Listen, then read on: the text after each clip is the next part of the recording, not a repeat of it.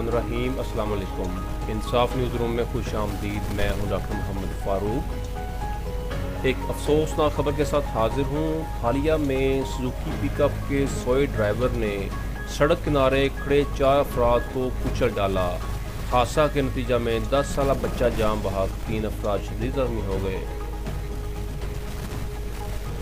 जी नाज़रीन, खबर शामिल करते हैं मंडी बहाउद्दीन से, जहां से हमें रिपोर्ट किया है अनायतुल्लाह अंजम क्लियर ने। तफसीलात के मुताबिक फालिया सरगोदा गुजरात रोड फालिया पर वाक़े फ्रेंच गैलेरिया शॉपिंग मॉल के सामने निजी कंपनी की मेडिसिन सप्लाई करने वाली सुजुकी पिकअप ने ड्राइवर के सो जाने के बायस सड़क किनारे खड़े 4 अफराद को कुचल दिया।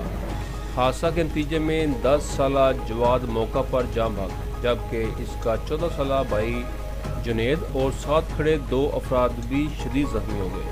तीनों ज़ख्मियों को तशवीशनाक सूरत हाल के पेश नज़र अजीज़ भट्टी अस्पताल गुजरात रेफर कर दिया गया, जबकि थाना फालिया पुलिस ने सुजुकी पिकअप को कब्जा में लेकर मौका से फरार होने वाले ड्राइवर के खिलाफ कानूनी कार्रवाई शुरू कर दी।